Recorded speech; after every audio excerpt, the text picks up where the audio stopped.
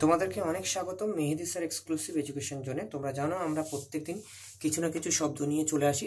সেই শব্দগুলো অবশ্যই হবে সহজ এবং সরল, যেগুলো তোমরা শিখে তোমরা ইংরেজিতে বলতে পারবে বা ইংরেজিতে বাক্য তৈরি করতে পারবে। দেখো, এই শব্দগুলোকে যখন তোমরা রিভিশন করবে তখন তোমাদের ক্ষেত্রে অনেক ইমপ্রুভমেন্ট হবে ইংরেজিতে। দেখো, এটা একটা সহজ ছোট্ট একটি কথা, দিস। দিস মানে এই, দিস ইজ ইউর ড্রিম, এটা হচ্ছে তোমার স্বপ্ন।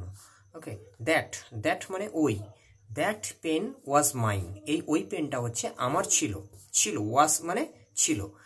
দিস, এটা বর্গীয় উচ্চারণ হবে দিস, এটা হবে দিস, দন্তস্ব উচ্চারণ হবে। দিস মানে এইগুলি বা এইগুলো।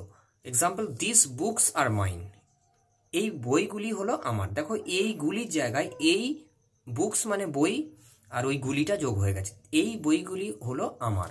এখানে হচ্ছে দোজ, দোজ মানে ওইগুলি। Those people are player, those people are player, ওই মানুষগুলো হলো খেলোয়াড়। ওকে, ইট, ইট মানে ইহা, it is not your matter, এটা তোমার ব্যাপার নয়।